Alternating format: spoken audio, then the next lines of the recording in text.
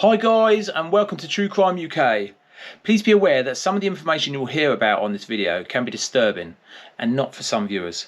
Please give the video a thumbs up as it truly does help the channel. If you're new to the channel, please subscribe and hit the bell for notifications of when my videos are released. Okay, this video is about the events surrounding a murder that happened on the 1st of December 1996 in Alvechurch, Worcestershire, when it was alleged that a 25-year-old man named Lee Harvey was attacked in a road rage incident with an occupant of a Ford Sierra. Lee was stabbed over 40 times, sadly ending his life. This is what the 27-year-old fiancée of Lee said had happened. This is the story of a woman that tried to fool a whole nation. This is the story of Tracie Andrews, who became known as the road rage killer.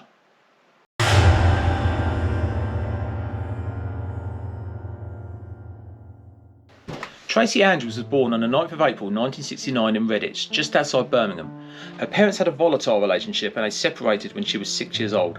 The separation had a lasting effect on Andrews and she was deeply scarred by the breakup.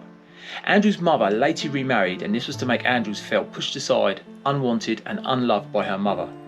In 1986 Andrews left school, and in 1990 at the age of 21 had a baby daughter, but her relationship with her then partner lasted a year before they separated. Andrews was extremely possessive with her partners, not liking them to live without her or being able to go out without her. Everyone who knew her also said she had a vicious temper and that she was prone to aggressive and explosive displays of anger. Andrews had aspirations of becoming a model, but after several photo shoots the dream was going nowhere. Andrews had a council flat in Alvechurch and found herself a job as a barmaid in a local pub called the Red Lion. In 1994, whilst on a night out in Ritzy's nightclub in Birmingham, Andrews met a local man named Lee Harvey, a bus driver and also a parent to a daughter. The relationship moved quickly. The pair moved in together only 3 months after they met.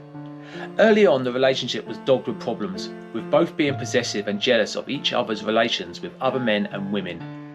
The couple had a very large amount of aggressive arguments, with neighbours noting they would shout loudly at each other throughout the day. Several times the couple broke up, only to get back together again sometime later. This was the case for about 2 years. Previous partners had noted that Andrews could be violent, easily provoked, and that her anger was always intense. She had been violent on multiple occasions with her previous partners. Family members and friends of both Andrews and Harvey were uneasy about the couple's relationship, seeing its dysfunctional nature and the numerous fierce arguments between the pair. Harvey had confided in friends that the many problems that the couple had. After 6 months, the couple became engaged. The commitment didn't help and they would still break up and then get back together. For 2 years, this regular cycle of kicking Lee out, getting back together, kicking Lee out, getting back together, kicking Lee out, getting back together would carry on. Both Harvey and Andrews assaulted each other, causing noticeable physical injuries. Police were called to the couple's address on multiple occasions after reports of domestic abuse between the two. After discovering that Andrews had been bitten Harvey on the neck on one occasion, Harvey's mother told him that they should separate for the sake of his daughter. Other family members of Harvey warned against Harvey pursuing a relationship with Andrews, and Andrews' mother also told her daughter to not continue their flawed relationship. On Sunday the 1st of December 1996, after another day of fierce arguments, Andrews and Harvey went to a local pub for the evening in an attempt to sort their issues out. It was thought that a social atmosphere would be beneficial away from the stresses of the flat. Andrews claimed that on their way back to the flat in the Becks, Alvechurch, Worcestershire, the pair became involved in a road rage incident with 2 men.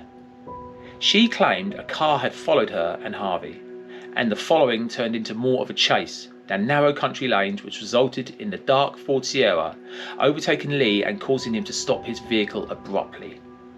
Lee and the driver got out of their vehicles and an argument ensued. As the driver returned to his vehicle, a passenger in the Sierra got out and approached Lee. Andrews described this man as being a fat man with staring eyes. He approached Lee and started to attack him. Andrews said she got out of the car to come to Lee's aid and was punched in the face by the man and knocked to the ground. She said she was dazed and things were a little fuzzy. She remembers coming to her senses after the punch and seeing Lee on the floor in a pool of blood. Harvey and Andrews' car had stopped outside a cottage called Keeper's Cottage on a country lane before Harvey was attacked, and a commotion had alerted a male resident living metres away, who discovered Harvey on the floor and a bruised and bloody Andrews standing by him. He immediately ran back to his house to call the emergency services. Police noted that Harvey's car had apparently not stopped on the road in any hurry, but had been neatly parked on the side of the road. Harvey had been stabbed in the back, throat and front repeatedly 42 times, and had been stabbed through an artery in the neck, which was later found to be the fatal wound. Detectives questioned Andrews at the scene, who said the incident started at Millbrook pub. After the attack, she said the attackers fled the scene in a dark Etheridge Sierra. Andrews was then taken to hospital by ambulance and treated for her wounds and for shock. In reality, this story was nothing short of lies, and it was Andrews that had stabbed Harvey over 42 times with a penknife after they had stopped in his car following yet another argument. This was a sustained and frenzied attack by Andrews, and thought she had come up with the perfect story to cover her attack on Harvey. A police conference was held on the 3rd of December to appeal for information on the murder.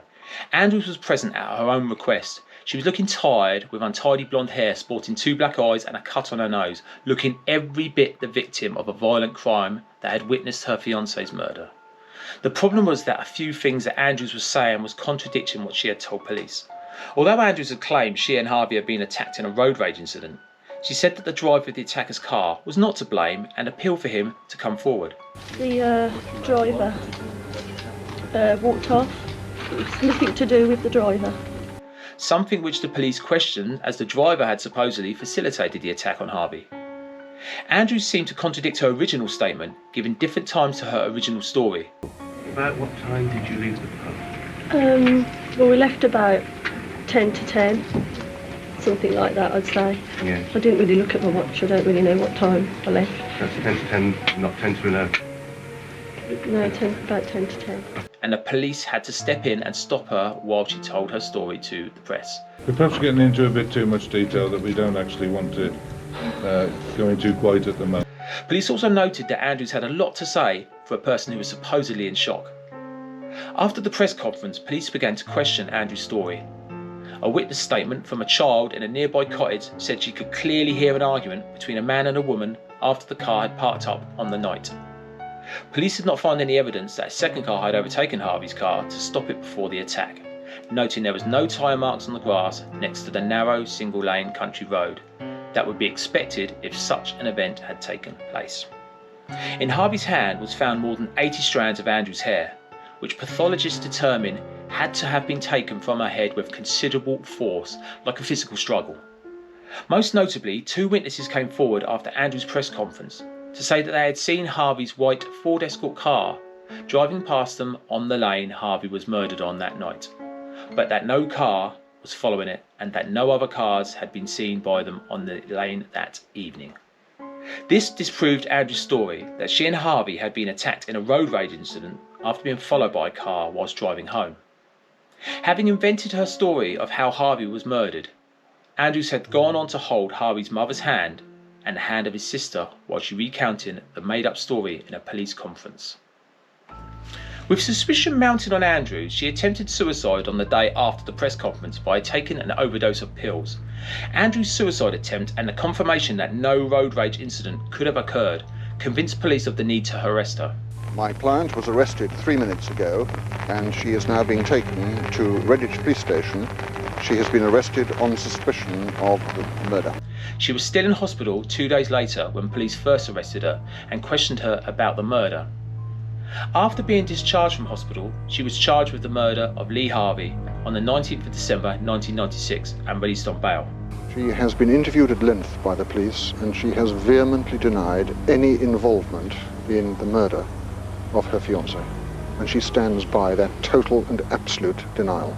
Police then discovered a penknife-shaped bloodstain and impression in Andrews' boot, convincing police that she had carried the murder weapon in her boot after the murder and had disposed of it at hospital. Andrews had notably spent long periods of time in the toilet at the hospital for unknown reasons, apparently to dispose of the murder weapon. After examining her heavily blood-stained jumper, the police also determined that the blood had clearly been sprayed onto her after she had stabbed through Harvey's artery, explaining the distinctive bloodstain pattern. Andrews appeared at Birmingham Crown Court charged with murder on the 1st of July 1997. The prosecution had been able to skillfully deconstruct her story as to demonstrate its flaws and imperfections, 7 minutes had passed between Harvey being fatally stabbed and him being discovered by the occupant of the cottage, during which time Andrews had made no attempt to summon help from the houses on the road or from anyone else.